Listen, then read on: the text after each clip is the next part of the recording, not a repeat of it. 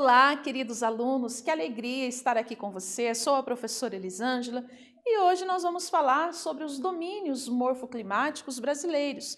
Isso mesmo, trata-se de uma aula de nivelamento, são assuntos que você já estudou. Isso mesmo, as aulas de nivelamento se referem a assuntos que você já viu anteriormente, anos anteriores, no entanto, são fundamentais para embasar mais ainda aquilo que você vai estudar daqui para frente, tá bom?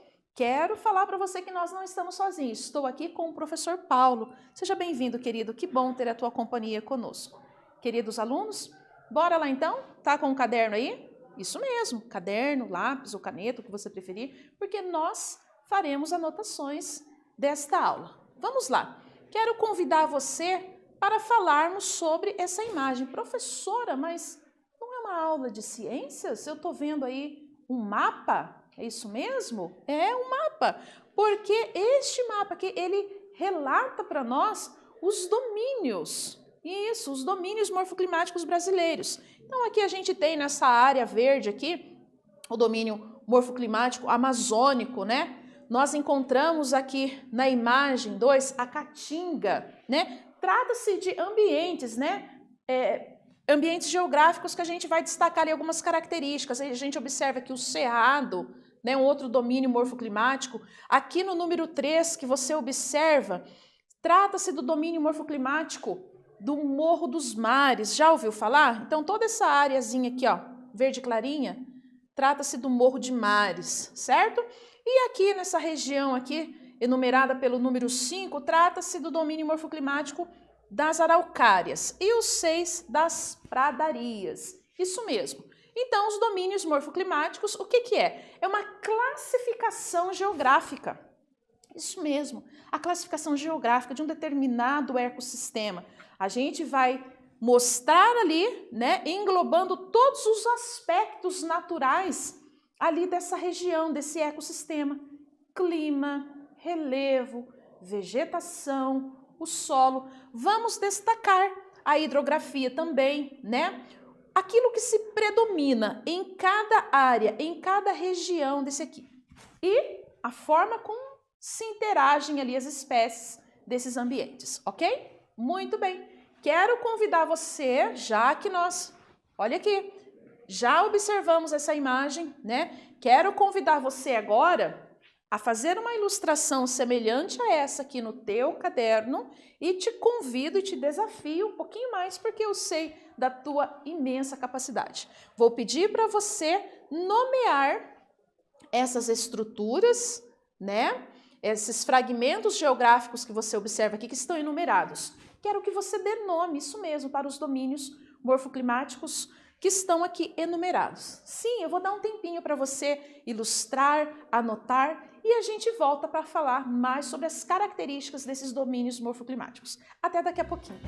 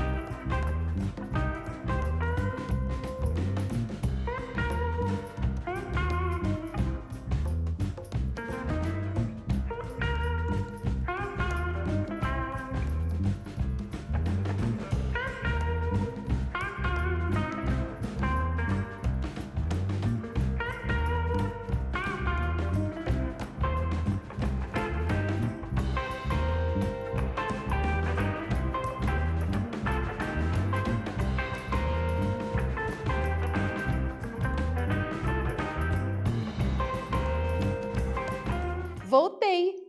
Ah, e eu sempre volto curiosa, isso mesmo. Quando eu deixo uma atividade para você notar, eu fico curiosa. Ah, eu queria tanto ver, mas eu sei que você mandou muito bem. E aí, você descreveu? Descreveu aqui? Então, nós temos aqui alguns domínios, né? Morfoclimáticos brasileiros, representado aqui, né? Representando o número 1, o amazônico, né? A caatinga aqui no número 2, o cerrado aqui no número 3, o mar de morros que a gente observa aqui, ó, no número 4, as araucárias no número 5 e as pradarias, né? Ou também chamado de pampa, tá? As pradarias aqui. Muito bem, parabéns pela sua dedicação, é isso aí. E o que nós vamos falar então sobre esses domínios? Vem comigo. Nós vamos falar sobre o clima de cada um deles, lembra ali? Amazônico, Caatinga, Cerrado, as pradarias, isso mesmo. Nós vamos falar um pouquinho sobre o clima dessas regiões, o relevo, como que é, a vegetação, o solo e a hidrografia desses ecossistemas específicos. Bora lá? Temos aqui nessa imagem aqui, né? Que está relatando para nós alguns domínios, né, que nós vamos falar de 6 hoje, né? O domínio amazônico, que a gente observa nessa imagem aqui, né? Nós observamos também o domínio do cerrado, o domínio dos mares de morro. Nós vamos falar também da caatinga, das araucárias e do domínio das pradarias. Vamos falar um pouquinho de cada um deles. E para começar, nós vamos usar essa imagem linda aqui para falar do domínio morfoclimático amazônico. Isso mesmo, né? Com terras baixas, certo? E por grandes depressões. O clima é quente e úmido. As chuvas são intensas nesses lugares. A biodiversidade também é muito ampla e praticamente durante o ano todo. A vegetação tem esse aspecto esverdeado, né? Ali, que é propiciado pela clorofila, essa substância que é peculiar dos vegetais. Muito bem, o domínio amazônico, né? Nele fica situado algo muito importante. Trata-se da bacia hidrográfica amazônica, né? Muito bem, gente, isso influencia no fato da região apresentar um grande volume de água. Isso mesmo, a bacia hidrográfica amazônica. Olha o tanto de água. Vem aqui conferir comigo. Confere aqui essa imagem, ó. O volume de água, certo? Por isso, então, por conta da presença da bacia hidrográfica amazônica. E lembrando que a vegetação nessa região, nesse domínio morfoclimático, ela é muito diversificada.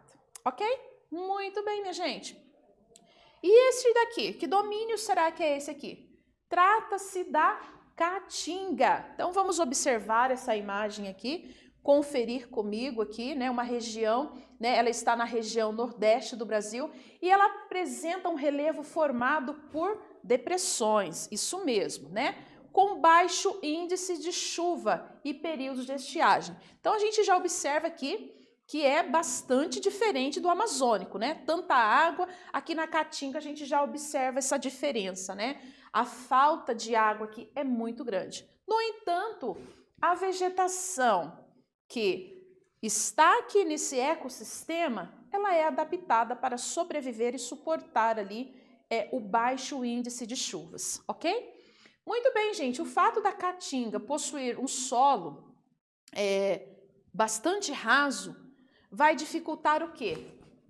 Para ali uma diversidade muito grande de vegetação, por conta das raízes, né, que não consegue se adaptar ali a um solo, né, com profundidade e seco, né, já que é uma região sem chuva. A vegetação da Caatinga consegue sim sobreviver ali, mas a diversidade ali não é ampla como o domínio amazônico, certo? Por conta da escassez de água que é neste lugar. Vamos falar agora do domínio morfoclimático do mar de morro, mares de morro. Esse nome é bastante sugestivo, né? Vem aqui comigo, olha essa imagem aqui. Tá aqui, ó, a explicação por que de mar, né? Porque a gente, claro, hipoteticamente, quando a gente fala em mar, a gente pensa em água, mas aqui é para representar os morros, né? Presença de morros arredondados que a gente observa, planaltos, as serras, dentre as quais, das serras, né, se destaca a Serra do Mar. Então, aqui algumas das características, né, dos mares de morros, né? O clima lá é tropical e predominante, né? Por conta do clima tropical e de altas temperaturas, o índice de chuva é alto. Então, aqui nessa região, nesse domínio morfoclimático, também as chuvas são intensas, propiciando isso aqui. Olha que beleza, né? Uma vegetação bastante diversificada, o verde sempre presente ali nas árvores, né? A gente observa, então, os morros, né? As serras, esses relevos, essa beleza que tem este domínio morfoclimático. Falamos, então, dos mares de morro. Abrangem duas importantes bacias hidrográficas brasileiras, o Rio Paraná e o Rio Hidrográfico do São Francisco, certo? Então, veja bem, né? Com essas duas bacias hidrográficas, só tem que ser um lugar mesmo ali com muita riqueza vegetal, principalmente, né? Consequentemente, tantas espécies que habitam ali, né? Que dependem do meio vegetal ali para sobreviver, né? Habitats de muitos animais. Então, é um lugar bastante úmido e com a vegetação bastante diversificada. Gente, vamos falar agora um pouquinho do cerrado? Isso mesmo, é um outro domínio morfoclimático. Um solo que costuma ser um pouco arenoso, uma tonalidade avermelhada, o relevo é plano, como a gente observa aqui, confere aqui comigo, com algumas pequenas ondulações que pouco são percebidas, né? O clima do cerrado é tropical, chove bastante no verão. No entanto, o inverno é seco, tá? Então, no verão chove, só que já no inverno é seco lá. Gente, ele é tipicamente, como eu mencionei aqui, né? Aqui dá para ver melhor, é um solo mais avermelhado, arenoso e também argiloso, tá? São as características, então, aqui do cerrado. A vegetação do cerrado, ela consiste, como mostra aqui para nós, né? Em arbustos e árvores baixas, né? Que a gente não são árvores tão grandes, certo? Muito bem. Vamos falar agora do domínio morfoclimático das araucárias. Esse nome é muito familiar, né? As araucárias, né? Então, a gente já sabe que é um ambiente geográfico que é tomado ali pelas araucárias. Caracteriza-se, né, o seu relevo por fortes ondulações e por terrenos montanhosos. O clima é subtropical e a vegetação predominante é as araucárias. Muito bem. Vamos falar agora das pradarias, ou os pampas. Olha que coisa mais linda, né? Também chamado de pampas ou de campanha gaúcha. O domínio morfoclimático das pradarias apresenta relevo baixo e com ligeiras ondulações, como a gente observa aqui. Com uma vegetação bastante diversificada, né? O tom esverdeado sempre ali, porque há a presença ali de chuva, né? Nas pradarias, as vegetações principais ali são as herbáceas, as rasteiras, né? E com alturas que costumam variar. Então, não é fixo. A gente observa aqui uma variedade de tamanho na vegetação das pradarias, certo? Muito bem, minha gente. Agora, eu quero deixar para você aqui este esquema. Eu vou te desafiar, isso mesmo, a fazer uma ilustração semelhante a essa aqui, para a gente fixar melhor essa aula, certo? Aquilo que você já aprendeu anteriormente, aquilo que nós já reforçamos hoje, e eu vou convidar, eu vou propor para você fazer um esquema e nomear. Então, faça um esquema e vou pedir para você nomear, tá vendo a numeração aqui? Do 1 ao 6, certo? Ó, do 1 se encontrou aqui o 6. Você vai dar nomes, então, para esses domínios morfoclimáticos, os quais nós já mencionamos anteriormente, tá bem? Então, eu vou dar um tempo para você fazer esse esquema aí no teu caderno e para você dar nomes para esses domínios.